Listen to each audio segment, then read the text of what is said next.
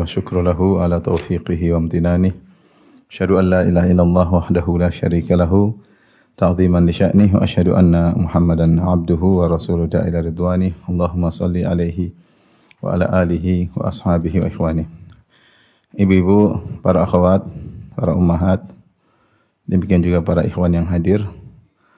Kita lanjutkan pembahasan kita dari kitab Mukhtasar Ad-Da' wad-Dawa, dan kita masih membahas tentang akibat bermaksiat.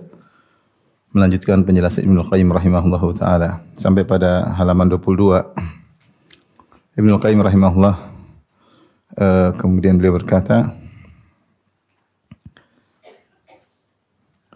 wa minha al-wahsyatu allati tahsulu bainahu wa bainan nas wa la siyama ahlul khairi minhum fa innahu yajidu wahsyatan bainahu wa bainahum. Di antara sebab maksiat atau dampak maksiat itu perasaan keterasingan ya, yang dia dapatkan antara dia dengan orang-orang, terutama ahlul khair, yaitu orang-orang yang baik. Maka dia mendapatkan bahwasanya dirinya merasa tidak nyaman antara dia dengan mereka, ada keterasingan. Wa kullama qawiyat tilkal wahsyatu ba'uda minhum, semakin kuat maksiat yang dia lakukan, semakin kuat al-wahsyah, yaitu keterasingan tersebut, ketidaknyamanan tersebut, ya. Maka dia semakin jauh dari mereka. Wa min mujalasatihim, dan dia tidak nyaman untuk duduk bersama orang-orang saleh. Akibatnya wa hurima barakatul intifa' bihim. Karena dia semakin jadi orang saleh, akhirnya dia terhalangi dari keberkahan mengambil faedah dari orang-orang saleh tersebut. Wa qaruba min hizbi syaitan biqadri ma ba'uda min hizbir rahman. Akhirnya dia malah condong dan nyaman dengan golongan kelompok syaitan sesuai dengan kadar dia menjauh dari golongan kelompok Allah Subhanahu wa taala. Wa taqwa hadhihi alwahsyatu hatta tastahkim. Kemudian perasaan keterasingan ini, ketidaknyamanan tersebut semakin menguat sampai akhirnya bercokol, mengakar di dadanya. Fataqa bainahu wa baina imraatihi wa waladihi wa aqaribihi. Sehingga maka bahkan bisa terjadi ketidaknyamanan tersebut antara dia dengan istrinya, dengan anaknya dan kerabat-kerabatnya. Bahkan wa bainahu wa bain nafsihi, bahkan dia tidak nyaman dengan jiwanya sendiri. Fatarahu mustawhishan min nafsihi, maka engkau lihat dia merasa tidak nyaman dengan jiwanya sendiri. Wa qala ba'dhu salaf, berkata sebagian salaf, inni la a'sillaha, sungguhnya aku sungguh bermaksiat kepada Allah. Fa ara dzalika fi khuluqi dabbati wa imraati, maka aku lihat dampaknya pada akhlak tungganganku, yaitu hewan tungganganku, dan juga akhlak istriku. Ini di antara buruknya kemaksiatan. Kalau orang sudah melakukan maksiat, maka timbullah dalam hatinya wahsyah, yaitu keterasingan, ketidaknyamanan antara dia dengan orang lain, terutama orang-orang soleh. Dia tidak nyaman duduk di majelis orang soleh. Dia tidak nyaman mendengar pembicaraan orang soleh. Kalau diajak ke pengajian dia menjauh, dia nanti aja, dia enggak nyaman. Kalau dia lagi di mobil, dia dengar radio musik tiba-tiba tidak sengaja ke channel radio Quran, dia segera ganti. Dia tidak nyaman mendengar pembicaraan orang-orang saleh, dan dia malah nyaman kalau kumpul sama orang-orang pelaku maksiat, ya. Ini dampak yang buruk, karena kalau dia sudah terjauh dari orang saleh, ya, maka dia akan terhalangi dari banyak manfaat. Dengan bergaul dengan orang saleh kita mengingat akhirat. Dengan bergaul dengan orang saleh kita akan mendengar ujangan-ujangan pembicaraan yang orientasinya adalah akhirat. Tapi kalau dia sudah menjauh dari orang-orang saleh, maka dia akan terjebak pada orang-orang yang buruk. Padahal Rasulullah SAW telah bersabda, "Mathalu al-jalisis salih wa jalisis su ka mathali hamil misik wa nafikhil kir." Perumpamaan teman yang baik dan teman yang buruk seperti penjual minyak wangi dan pandai besi. Amma hamilul misik, adapun penjual minyak wangi, imma an yahdhiyaka, mungkin dia hadiahkan kepada engkau minyak wangi gratis yang dia kasih, dan itu adalah keuntungan. Au an tabta minhu, atau kau beli minyak wangi darinya, dia tidak mengapa beli tapi dapat minyak wangi. Wa imma an tajida minhu rihan thayyibah, atau kau akan dapati kecipratan wangi, bau wangi, aroma wangi darinya. Adapun pandai besi, imma an yuhriqa thiyabak, kalau enggak dia bakar bajumu, wa imma an tajida minhu rihan muntinah, atau kau akan dapati darinya bau yang tidak enak. Ini berbahaya. Oleh karenanya orang kalau sudah semakin maksiat tidak nyaman duduk sama orang soleh.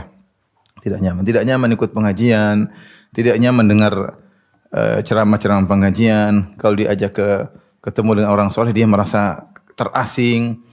Yang parahnya akhirnya keterasingan tersebut bahkan dia rasakan antara dia dengan istrinya, antara dia dengan anaknya, tidak nyaman dengan istrinya, tidak nyaman dengan anaknya, ya. Dia mendapati hal tersebut, ya. Ini semakin parah. Bahkan kata Ibnu Qayyim rahimahullahu taala, bahkan dia merasa tidak asing, merasa asing dengan dirinya sendiri, tidak nyaman. Dia dalam kesendirian pun dia tidak nyaman. Dalam kesendirian pun dia tidak nyaman. Apakah mungkin seorang tidak nyaman dengan dirinya? Mungkin, ya. Bahkan dalam Al-Quran Allah sebutkan dalam surat Ghafir kata Allah Subhanahu wa taala, innal ladzina kafaru yunadawna lamaqtullahi akbaru min maqtikum anfusakum idzu'auna ilal imani fatakfurun. Pada surat Ghafir ayat 10 kata Allah Subhanahu wa taala,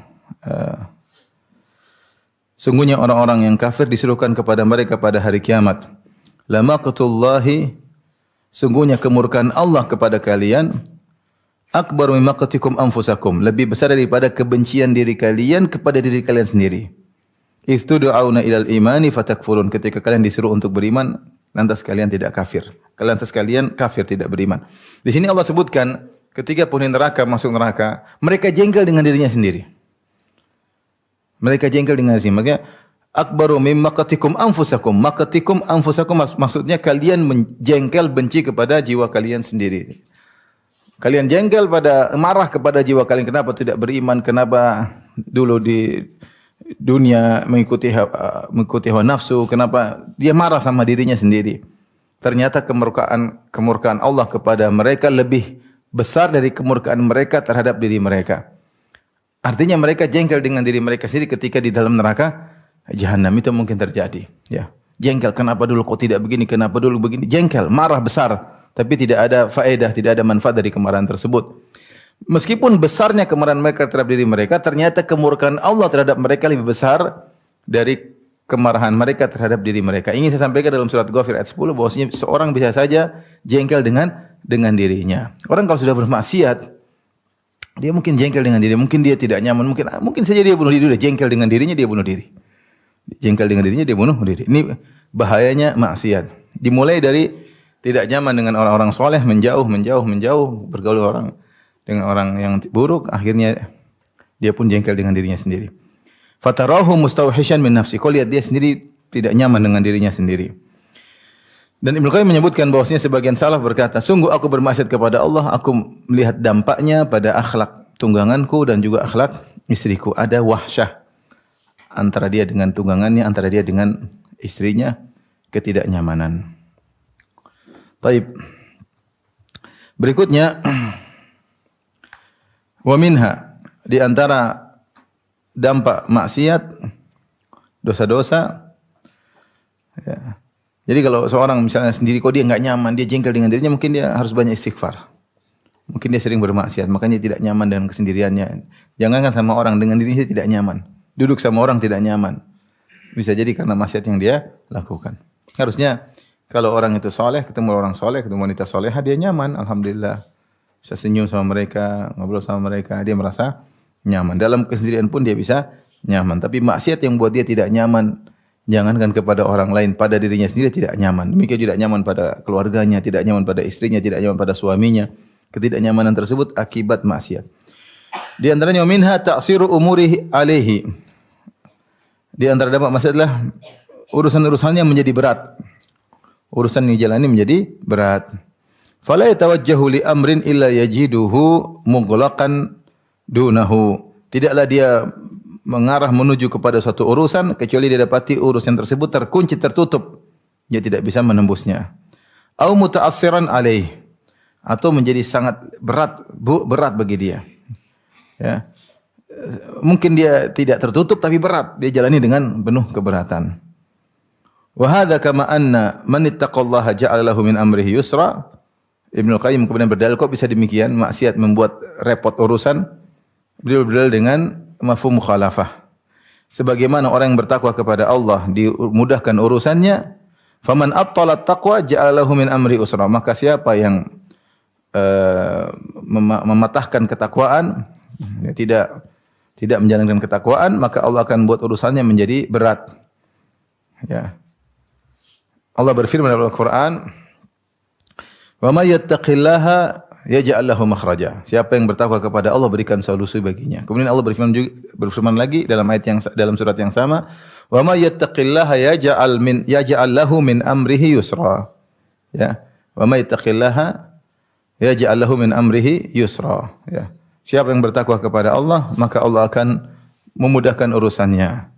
Sayaj'alullahu ba'da usri yusra, dalam surat At-Talaq juga. Jadi disebutkan 2. Sebelumnya Allah mengatakan atau 3 ayat yang terkait dengan hal ini. Wa may yattaqillaha yaj'al lahu makhraja. Siapa yang bertakwa kepada Allah akan ada solusi. Apapun masalah, kalau seorang bertakwa pasti ada solusi. Enggak mungkin enggak ada solusi. Kalau enggak ada solusi berarti dia tidak bertakwa. Kemudian Allah mengatakan, "Wa may yattaqillaha yaj'al lahu min amri yusra." Siapa yang bertakwa kepada Allah, Allah mudahkan urusannya. Pasti dimudahkan. Pasti dimudahkan. Asal dia bertakwa. Kalau tidak dimudahkan berarti ketakwaannya dipermasalahan. Yang ngatur alam semesta siapa? Allah. Dan kita diurusin oleh Allah detail, person-person, per orang demi per orang. Ya.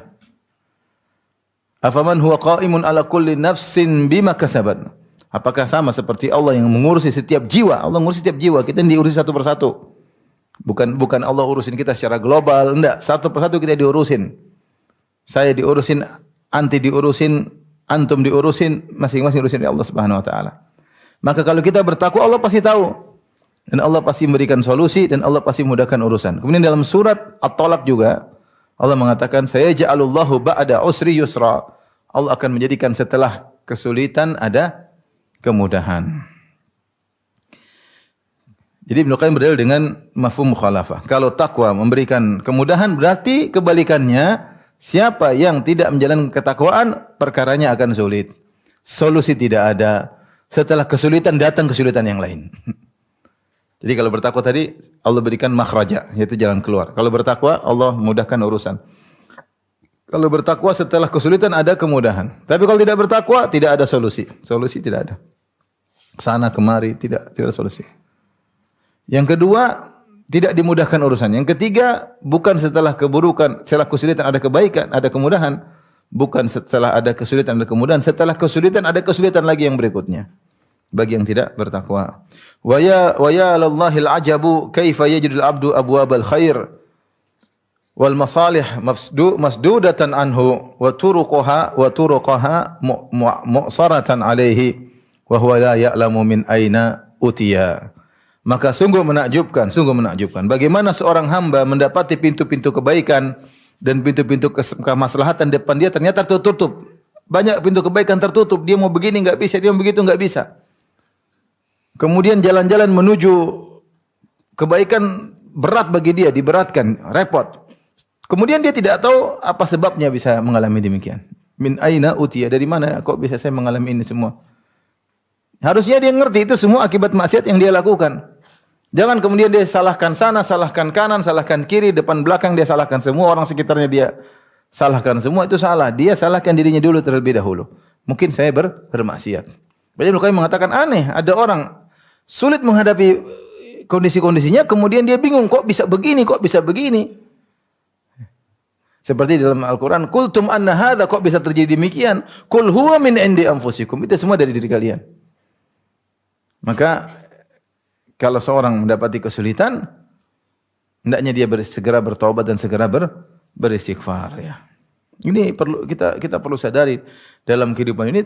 Terkadang kalau kita lupa dengan Allah, mungkin sering bermaksiat, akhirnya banyak kesulitan kita hadapi. Makanya jangan kita, istri kita, anak kita ingatkan, kalau urusan susah kamu istighfar. Pasti kamu ada masalah. Jangan ragu-ragu, kaitkan langsung dengan Allah Subhanahu wa taala. Kok ini susah, mau urusan kok susah. Kamu ada masalah, segera istighfar. Kamu pasti nonton yang enggak, kamu pasti dengar yang enggak. Coba lihat HP-nya, coba lihat laptopnya, coba lihat iPad-nya, coba lihat tab-nya, apalagi mau dilihat. Pasti kamu ada masalah. Kenapa sulit? mau istri kita, mau kita sendiri, mau anak kita, adik kita, nasihati. Banyak istighfar. Coba kamu kembali kepada Allah. Karena Allah sudah janji kalau bertakwa kepada Allah dimudahkan urusannya. Ya, dimudahkan urusannya. Kalau ternyata dipersulit, ini berarti mungkin ada penyakit hati, mungkin ada maksiat yang dilakukan ketika bersendirian yang tidak diketahui oleh orang lain. Taib. Kita lanjutkan. Di antara dampak maksiat. Wa minha, di antara dampak maksiat, zulmatun yajiduha fi qalbihi haqiqatan. Ada kegelapan yang dia dapati dalam hatinya secara hakikat. Benar-benar ada kegelapan, bukan majas, benar-benar kegelapan. Dia dapati hatinya gelap. Yuhissu biha kama yuhissu bi zulmatil lail al-bahim idza dlahamma, ya. Dia merasakan kegelapan tersebut sebagaimana kalau dia sedang berjalan di malam hari, kemudian di tengah gelap gulita. Sulit dia mau lihat ke kanan enggak kelihatan, lihat ke kiri enggak kelihatan, depan enggak kelihatan, belakang kelihatan, gelap gulita. Kalau kita berjalan di malam hari dalam gelap gulita, kita merasakan kegelapan. Kata Ibnu Qayyim, demikian juga hati seseorang. Kalau dia suka bermaksiat, dia merasa hatinya gelap. Hatinya gelap, bingung mau ngapain, dia bingung. Tidak ada petunjuk. Bingung mau ngapain. Mau ke sana bingung, mau ke sini bingung, apa yang harus dia lakukan? Bukankah terkadang seorang begitu? Bingung, saya mau ngapain bingung. Mulai dari mana bingung? Semua tertutup, semua gelap. Kenapa? Karena maksiat yang sering dia lakukan. Fatasiru zulmatul ma'siyah liqalbihi ka zulmatil hissiyah li basarihi. Maka jadilah kegelapan maksiat yang menerpa hatinya seperti kegelapan yang sesungguhnya yang menerpa matanya. Sebagaimana matanya tidak bisa melihat ke arah mana harus melangkah, demikian juga hatinya tidak bisa melihat ke mana dia harus memulai. Fa inna ta'ata nurun, karena cahaya, ketaatan adalah cahaya, wal ma'siyata zulmatun, dan kemaksiatan adalah kegelapan. Wa kullama qawiyatiz zulmatu izdadat hayratuhu. Ini perkataan Ibnu Qayyim. Semakin bertambah kegelapan dalam dadanya, semakin bingung hatinya. Ini benar bingung, mau mulai dari mana? Mulai dari mana, mau kemana, bingung, bimbang. Dalam kesendiriannya dia bimbang, ya. Banyak kerjaan dia lakukan tapi dia bimbang hatinya, bimbang. Tidak tahu mau bagaimana menangani hati ini yang sudah mengalami kegelapan. Hatta yaqa fil bid'ah wad dalalat wal umuril muhlikah wa huwa la yash'ur. Sampai akhirnya terjerumus dalam kebid'ahan, dalam kesesatan dan perkara-perkara yang membinasakan sementara dia tidak menyadari. Kemudian Ibnu Qayyim berdalil dengan perkataan Ibnu Abbas. Qala Abdullah bin Abbas radhiyallahu anhuma, berkata sahabat yang mulia Abdullah bin Abbas radhiyallahu anhuma, "Innalil hasanati dhiya'an", sungguhnya kebaikan itu ada cahaya. Fil wajhi, nampak cahaya tersebut di wajah. Wa nuran fil qalbi. Ini perkataan Ibnu Abbas, yaitu kebaikan itu akan berikan cahaya di hati. Cahaya di wajah, kemudian cahaya di sinar di dada, di hati. Wa sa'atan fil rizqi, kebaikan mendatangkan kelapangan dalam rezeki. Wa quwwatan fil badan, menjadikan kekuatan dalam tubuh. Wa mahabbatan fi qulubil khalqi, orang-orang menjadi suka dengan dia. Wa inna lisayyi'ati, sebaliknya, wa inna lisayyi'ati sawadan fil wajhi, sungguhnya maksiat menjadikan wajah seorang menghitam. Wa dhulmatan fil qalbi, menjadikan kegelapan dalam hati seseorang. Wa wahnan fil badni, menjadikan tubuh menjadi lemah. Wa naqsan fil rizqi, menjadikan rizki berkurang. Wa bughdatan fi qulubil khalqi, menjadikan orang benci dengan dia, tidak suka dengan dia. Inilah penjelasan Abdullah bin Abbas yang kemudian dijabarkan oleh Ibnu Qayyim rahimahullahu taala. Jadi benar, orang semakin bermaksiat, maka hatinya semakin menghitam, ya. Rasulullah telah mengatakan, "Idza adnaba al-'abdu dzamban nuqitat fi qalbihi nuqtatun sauda." Jika seorang melakukan maksiat, maka ada titik hitam di hatinya, ya. Semakin menghitam sudah gelap, ya. Makanya orang yang melakukan ketaatan, maka Allah berikan cahaya. Ibnu Qayyim sebagaimana pernah sering kita sampaikan, ketika Allah menyebut tentang perintah menundukkan pandangan, Allah mengatakan, "Qul lil mu'minina yaghuddu min absarihim wa yahfadhu furujahum." Katakanlah kepada para lelaki untuk menundukkan sebagian pandangan mereka dan menjaga kemaluan mereka. Dzalika azka lahum, perhatikan. Dzalika azka lahum, sungguh yang itu adalah lebih suci bagi mereka. Itu lebih suci bagi hati mereka. Lebih suci bagi hati mereka kalau mereka menundukkan pandangan. Makanya setelah itu, setelah Allah menyebutkan tentang keutamaan menundukkan pandangan, menjadikan hati lebih suci, lebih bersinar, Allah sebutkan pada ayat berikutnya, Allahu nurus samawati wal ard. Mathalu nurihi kamishkatin fiha misbah. Sungguhnya Allah adalah pemberi sinar langit dan bumi. Kata Ibnu Qayyim rahimahullahu taala, siapa yang menundukkan pandangannya karena Allah Subhanahu wa taala, Allah akan berikan cahaya dalam hatinya. Allah berikan cahaya terang, hatinya menjadi terang, dia tenteram, dia tahu apa yang dia lakukan, dia tidak bimbang, dia tidak bingung, hidupnya pasti, arahnya kemana, dia ngerti semua. Kenapa hatinya terang? Tapi kalau dia maksiat, dia mengumbar pandangan, laki-laki maupun perempuan, maka yang ada cahaya dicabut, ada kegelapan dalam hati, sehingga bingung melakukan. Di tengah-tengah kehidupan yang mungkin mewah, dia bingung apa yang mau dia lakukan. Dia merasa ketidaknyamanan, dia bingung. Kenapa? Hatinya gelap. Hatinya gelap. Ya. Makanya tadi Ibnu Abbas mengatakan, wa inna li sayyi'ati sawadan fil wajhi wa dhulmatan fil qalb. Sungguhnya bagi dosa itu ada hitam di wajah dan zulmatan fil qalb, kegelapan di dalam hati, ya. Kegelapan di dalam hati. Maka seorang, ya, ketika bermaksiat, mungkin dia tidak mendapatkan dampaknya dari sisi fisik. Mungkin dia oke-oke saja, mungkin badannya sehat, mungkin kekar, mungkin dia fitness, mungkin dia kesalan, mungkin dia macam-macam, mungkin dia olahraga, tapi dampak yang paling parah di hatinya. Tidak ada kenyamanan, tidak ada ketentraman, bingung mau ngapain, benci sama hati sendiri. Seperti itu, tidak nyaman sama. Ini hatinya yang diserang. Dampak dari maksiat yang dia lakukan. Ya, maka jangan memandang pada dampak maksiat pada fisik aja. Mungkin hartanya tidak berkurang, mungkin hartanya semakin bertambah, tapi hatinya semakin apa? Semakin gelap.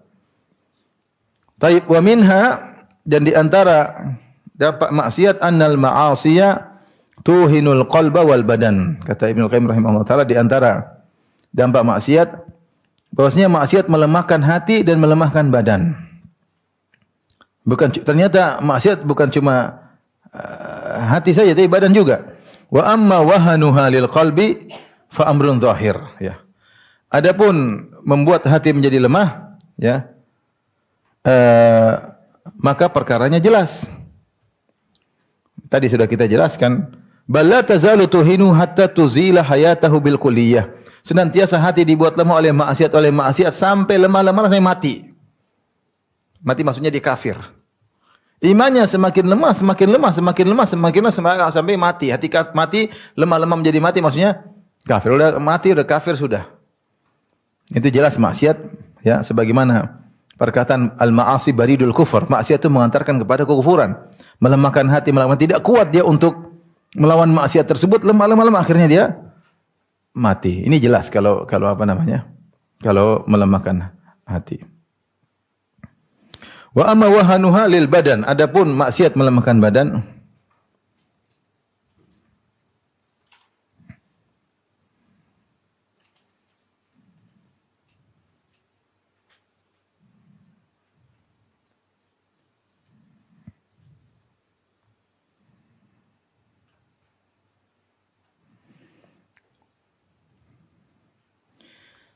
adapun maksiat melemahkan badan, ya, mungkin bingung, Ustaz, kok bisa maksiat melemahkan badan? Ibnu Qayyim menjelaskan.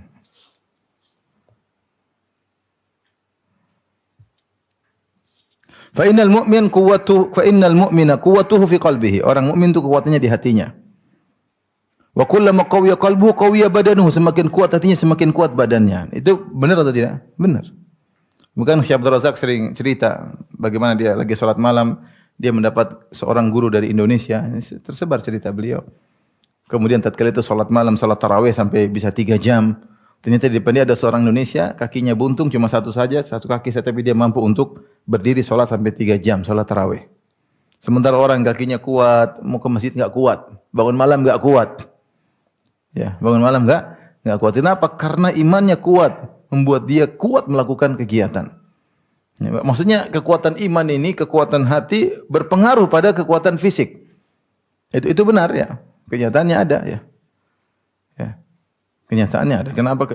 Himmah aliyah, semangat yang tinggi buat dia kuat menjalani kegiatan. Ya. Apalagi orang mukmin, apalagi orang mukmin.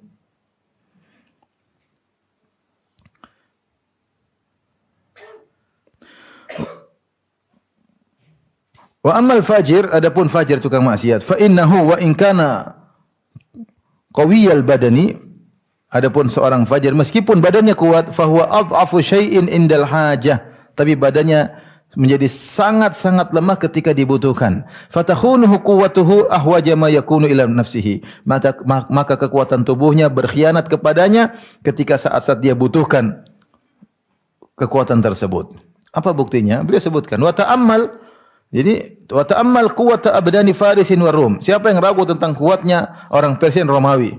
Kaifa khawanathum? Bagaimana mereka, kekuatan mereka mengkhianati mereka. Baca kisah perang antara Khalid bin Walid melawan mereka. Mereka enggak kuat. Musuh mereka kaum muslimin 40.000, mungkin mereka ratusan ribu tapi enggak kuat di hadapan Khalid bin Walid. Lemas. Kenapa? Iman mereka, hati mereka enggak kuat sehingga badan mereka pun enggak kuat. Ya. Dan itu punya pengaruh, bahwasanya hati ini punya pengaruh terhadap kekuatan fisik. Lihatlah bagaimana sahabat, kita baca kuatnya keiman mereka. Ja'far bin Abi Thalib radhiyallahu anhu ketika perang Mu'tah ditemukan di tubuhnya 80 sekian luka di depan tubuhnya semua, tombak, setan pedang, panah. 80 semua di tubuhnya bagian depan, tidak ada satupun luka di belakang. Menunjukkan dia tidak pernah mundur sedikit pun, tidak pernah. Selalu maju ke depan. Mukbil ghairu mudbir. Maju tidak pernah mundur sehingga lukanya seluruh di depan. Ditemukan 70 atau 80 sekian. Kenapa? Tubuhnya kuat. Artinya dia terluka, dia terus berperang. Kalau kita imannya lemah, mungkin sekali luka langsung tewas. Sekali tusuk langsung tewas. Bayangkan sahabat luar biasa, kalau baca cerita mereka, bagaimana mereka bisa. Karena ini yang kuat. Sampai ada sahabat dalam satu perang, tangannya putus satu, maka dia seret-seret tangannya satu masih berperang. Sampai ketika dia enggak kuat, dia tarik supaya lepas tangannya tapi tangannya lepas sudah kesabet, dia masih perang. Kenapa? Ini dalam ini kuat sekali. Tatkala kita melihat Khalid bin Walid melawan Persia atau Romawi, jumlah mereka ratusan ribu, Khalid bin Walid cuma mungkin puluhan ribu, mereka enggak kuat berhadapan dengan kaum muslimin yang semangatnya luar biasa. Kata Khalid, aku mendatangi kalian suatu kaum yang mencintai kematian sebagaimana kalian mencintai kehidupan. Gentar mereka langsung, gemetar, enggak bisa apa-apa. Suatu kaum yang pingin hidup, pingin mati sebagaimana kalian pingin apa? Hidup. Maksudnya benar, Ibnu Qayyim tidak ngomong asal-asalan. Dia mengatakan, lihatlah, renungkanlah tentang badan Persia dan Romawi. Kaifa khanathum, bagaimana tubuh mereka yang tinggi. Ini orang Romawi, orang Eropa, besar-besar enggak? Besar-besar. Orang tertinggi di dunia sekarang katanya orang Belanda. Kalau diukur rata-rata tinggi, orang Belanda. Orang Jogja enggak tahu nomor berapa, tapi orang Belanda tinggi semua, rata-rata tinggi. 2 meter tuh banyak di sana ya. Artinya mereka dari dulu moyang mereka jago-jago, tapi ketika berhadapan dengan orang-orang Arab, kaum muslimin yang beriman, kekuatan mereka berkhianat. Padahal mereka lagi butuh-butuhnya ketika itu. Mungkin sebelumnya kuat, latihan begitu berhadapan enggak kuat.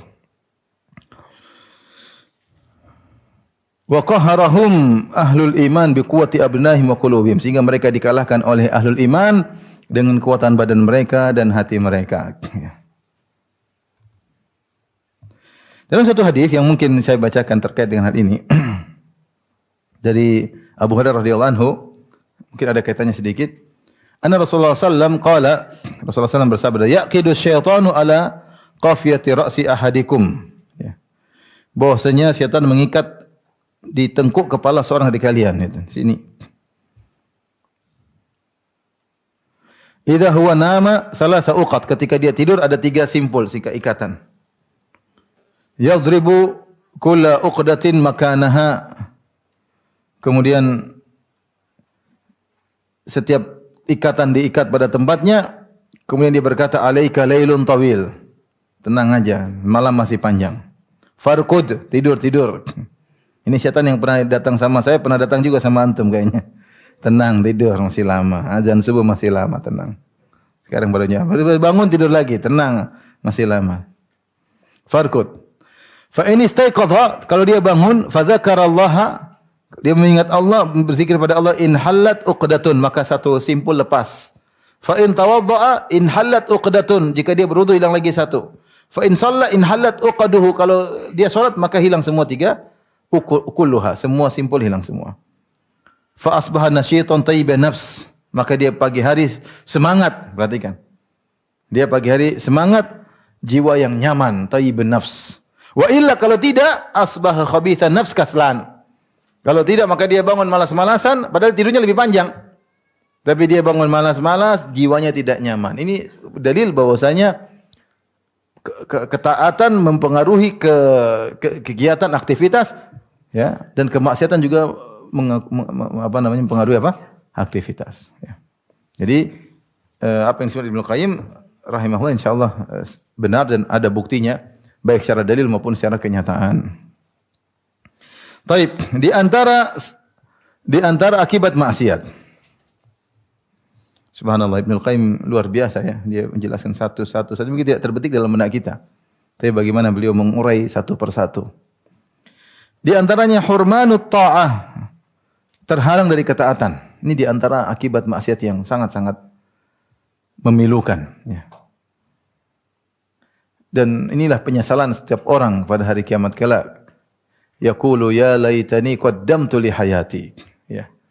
Kata Allah Subhanahu wa taala, "Ji'a yauma idzin bi jahannam, yauma idz yatadzakkarul insanu wa anna lahu dzikra, yaqulu ya laitani qaddamtu li hayati." Ketika di hari tersebut neraka dihadirkan, maka setiap manusia akan ingat apa yang dilakukan selama di dunia. Dia pun menyesal, dia berkata, "Ya laitani qaddamtu li hayati." Seandainya saya dulu di dunia melakukan banyak ketaatan untuk kehidupanku sungguhnya di akhirat. Kenapa ketika di dunia banyak ketaatan yang saya lewatkan, saya habiskan yang tidak bermanfaat, apalagi untuk maksiat banyak. Untuk nonton film Korea aja butuh berapa jam, ibu-ibu? Jangan pura-pura tidak tahu. Satu seri berapa menit, ibu-ibu? Bisik-bisik. Berapa itu? Film India, telenovela, ya, nonton layangan nyambung. Sinetron ya. Ratu sinetron. Kok tanya ke Ustaz tahu lah. Ustaz banyak informasi, banyak informan. Ngeri. Waktu terbuang-buang, maksiat yang jadi penyesalan.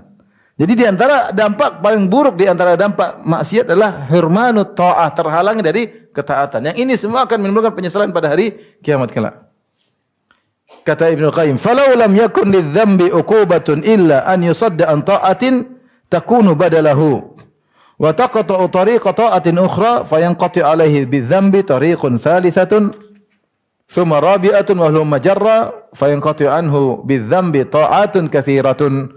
Kullu wahidatin minha khairun lahu minad dunya wa ma 'alaiha wa hadza karajulin akala aklatan aujabat lahu maradatan tawilatan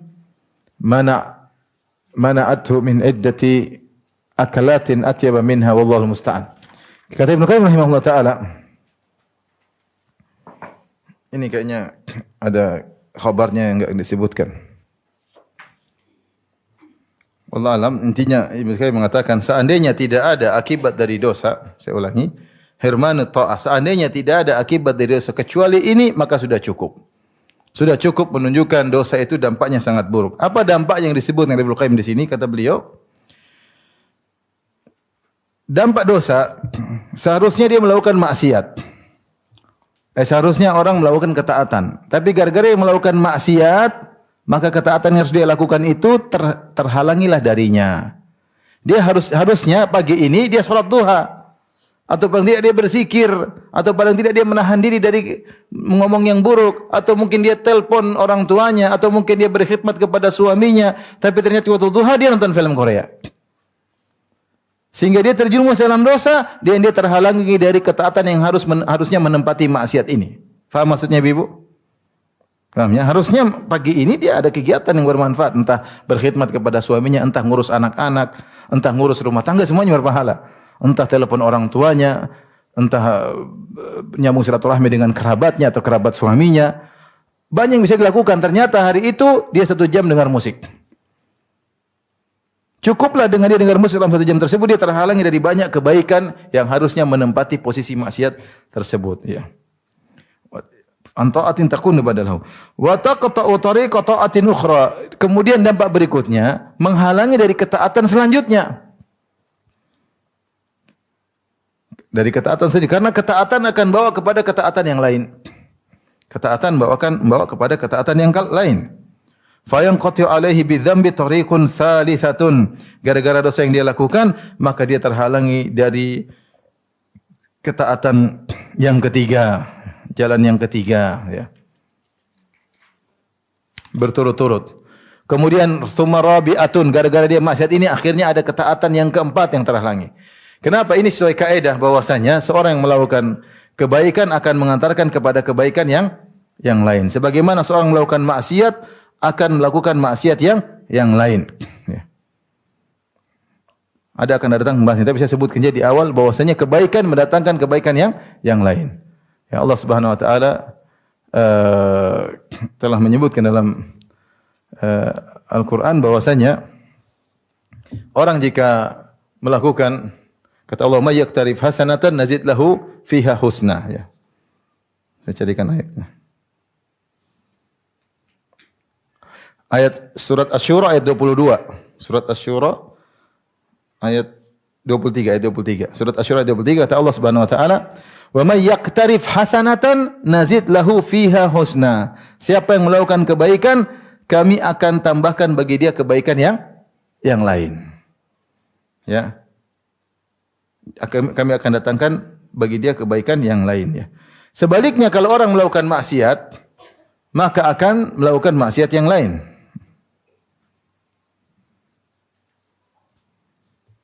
Dalam surat Ar-Rum, kalau tidak salah Ar-Rum ayat 30, coba lihat ayat 10 kalau enggak salah.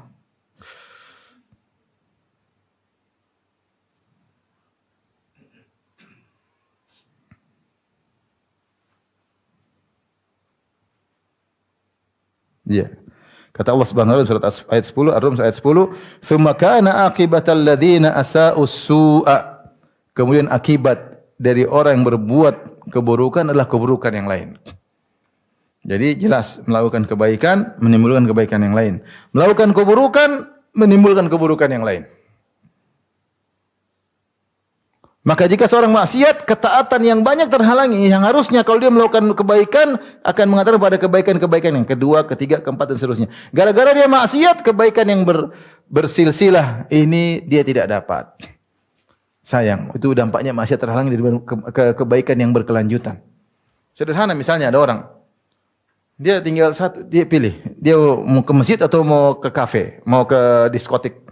Begitu dia ke masjid banyak kebaikan selanjutnya. Situ dia mungkin pengajian, mungkin orang soleh, mungkin seterusnya dan itu berlanjut pada kehidupannya. Tapi kalau dia ke diskotik, ketemu ini, ketemu ini berlanjut dengan maksiat-maksiat yang lainnya.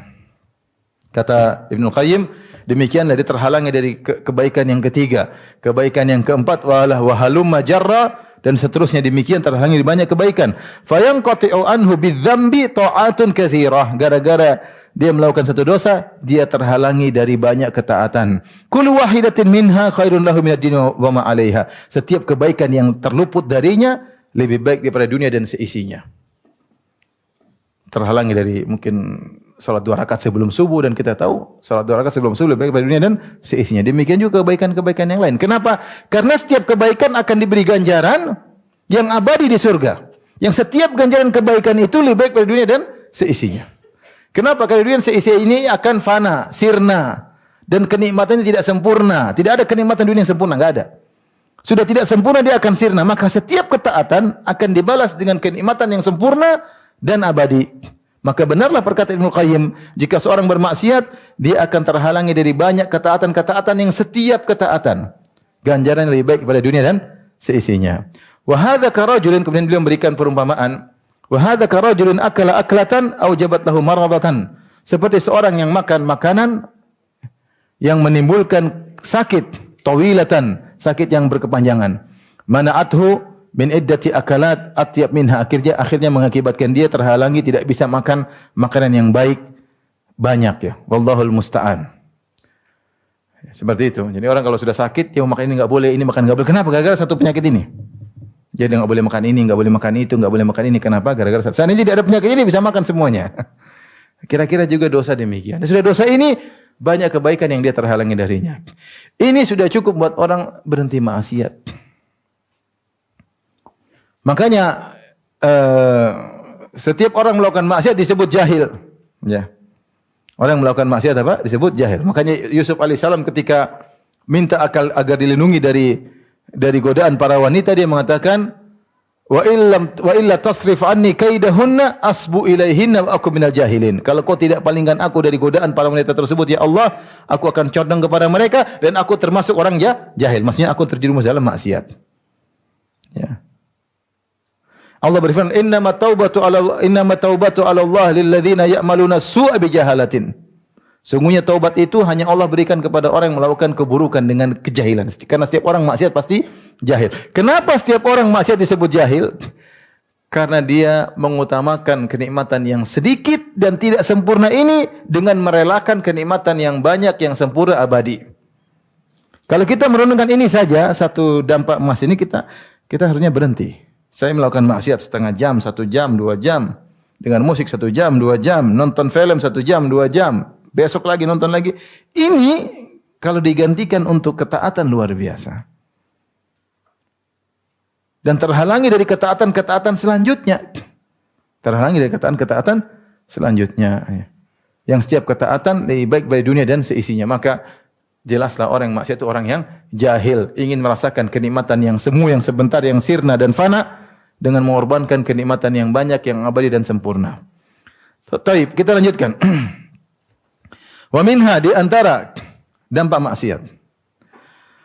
Annal ma'asi tuqassirul umr wa tamhaqu barakatahu wa la budda. Sungguhnya maksiat itu mengurangi umur dan akan menghilangkan keberkahan umur, dan pasti demikian, pasti kata Ibnu Qayyim, wala budda, pasti. Mau tidak mau maksiat mengurangi umur dan menghilangkan keberkahan umur. Fa innal birra kama yazidu fil umr fal fujur yuqassirul umur. Demikian maka Ibnu Qayyim berdalil lagi dengan mafhum mukhalafah. Mafhum mukhalafah. Kata beliau, sebagaimana kebajikan menambah umur, maka kefajiran mengurangi umur. Kau bisa demikian, kata beliau, wasirul mas'alati, rahasianya saya mengucapkan demikian mas permasalahan ini, anna umral insani muddatu hayatihi, karena umur manusia itu apa? Yaitu adalah masa kehidupannya. Wala hayata lahu illa bi iqbalihi ala rabbih, dan tidak ada kehidupan baginya yang sungguhnya kecuali dia semangat menuju Rabbnya, wa tana'um bi hubbihi wa dzikrihi, dan dia merasa berlezat-lezat dengan mencintai Allah dan mengingat Allah, wa ithari mardatihi, dan mendahulukan keridhaan Allah daripada yang lainnya. Itulah kehidupan yang sungguhnya. Sini Ibnu Qayyim ingin menjelaskan di antara dampak buruk maksiat mengurangi umur.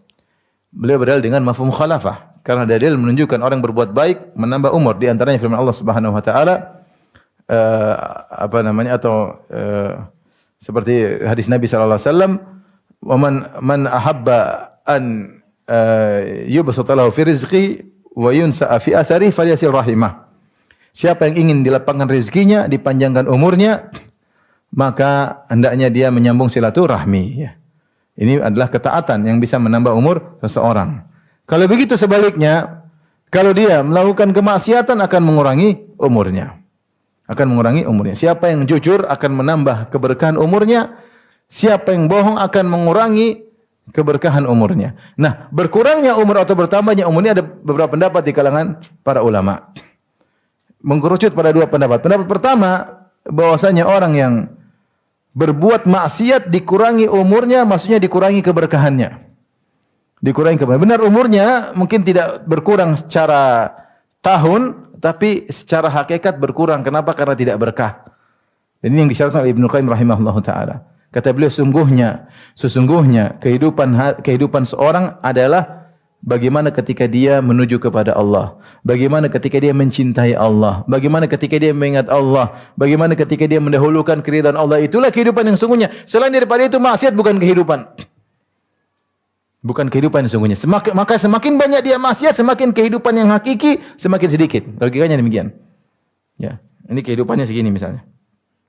Kalau diisi dengan ketaatan, semua itulah kehidupan yang sungguhnya. Tapi kalau isi maksiat, maka bagian kehidupan yang untuk ketaatan semakin sempit. Karena maksiat semakin banyak, maka kehidupan yang untuk ketaatan semakin sedikit. Inilah kehidupan sungguhnya, maka berkurang secara otomatis. Berkurang. Karena umur yang sesungguhnya adalah umur untuk ketaatan kepada Allah. Wa ma khalaqtul jinna wal insa illa liya'budun. Tidaklah aku ciptakan jin manusia kecuali untuk beribadah kepada Allah. Nah, ketika umur tidak digunakan untuk beribadah, sama saja umur yang terbuang. Maka umur dia yang produktif, yang sungguhnya yang bermanfaat bagi dia semakin sedikit. Ini pendapat pertama yang mengatakan bahwasanya berkurangnya umur karena maksiat adalah ditinjau dari keberkahan, tidak berkah umurnya. Pendapat yang kedua mengatakan umurnya benar-benar berkurang. Umurnya berkurang, cepat mati. Orang seperti begini cepat mati. Benar-benar umurnya berkurang ya. Wallahu alam bisawab, tapi intinya kita mau katakan benar-benar umur berkurang secara hakiki atau keberkahan yang berkurang, sungguhnya maksiat punya pengaruh. Punya pengaruh terhadap umur seseorang. Tapi kita lanjutkan. Wa minha, ini mungkin poin yang terakhir. Annal ma'asiya tazra'u amsalaha. Ini yang saya singgung tadi. Kemaksiatan itu akan menanam yang semisalnya, memunculkan yang semisalnya. Dia tanam. Wa yuwallidu ba'daha ba'dhan, dan suatu maksiat akan memunculkan, melahirkan maksiat yang lain. Hatta ya'izza 'alal abdi mufaraqatuha, sampai seorang hamba merasa berat untuk meninggalkan maksiat tersebut, wal khuruju minha, dia tidak mampu untuk keluar dari maksiat tersebut. Kama qala ba'dhus salaf, sebagaimana perkataan sebagian salaf, inna min uqubati sayyi'ah as-sayyi'ata ba'daha. Sungguhnya hukuman bagi maksiat adalah maksiat setelahnya. Wa inna min thawabil hasanati al-hasanata ba'daha, dan sungguhnya merupakan ganjaran bagi kebaikan adalah kebaikan selanjutnya. Ya. Kaidah tadi yang sudah kita singgung. Allah mengatakan tentang kebaikan, wa may yaktarif hasanatan nazid lahu fiha husna. Siapa yang melakukan kebaikan, kami tambah kebaikan. Hal jazaa'ul ihsani illal ihsan. Tidak ada kebalasan kebaikan kecuali kebaikan lagi. Ya. Lilladzina ahsanu al-husna wa ziyadah. Bagi orang berbuat ihsan dapat ihsan. Bagi orang berbuat ihsan dapat husna. Ya, jadi kebaikan melahirkan kebaikan yang selanjutnya. Kebaikan melahirkan, ini nyata kalau kita misalnya anak-anak lah kita taruh ke pondok atau kita taruh ke Madinah, dia akan mendatangkan kebaikan-kebaikan berikutnya. Lingkungannya, situasinya, waktunya, teman bergaulnya. Kebaikan terus dia dapatkan. Kenapa dia diawali dengan satu kebaikan berdampak pada kebaikan-kebaikan yang lain. Sebaliknya, di antara hukuman kemaksiatan adalah kemaksiatan selanjutnya. Ya. Semakana akibatal ladzina asa'us su'a, kata Allah Subhanahu wa taala dalam surat Rum dari ayat 10. Kata Allah Subhanahu wa taala, kemudian hukuman bagi orang yang bermaksiatlah dosa yang selanjutnya. Kata Allah, falamma zagu azagallahu qulubahum. Tatkala mereka menyimpang, Allah simpangkan lagi hati mereka. Ini bahaya. Tatkala menyimpang, Allah simpangkan lagi hati mereka. Allah juga berfirman, wa nuqallibu afidatahum absarahum kama lam yu'minu bihi awwala marrah wa nadharuhum fi tughyanihim ya'mahun. Kami palingkan hati mereka dan palingkan mata mereka. Kenapa? Dari kebaikan kenapa dipalingkan? Kama lam yu'minu bihi awwala marrah, karena di awal mereka tidak beriman. Ketika mereka tidak beriman di awal, mendahulukan hawa nafsu, selanjutnya mereka dipalingkan dulu.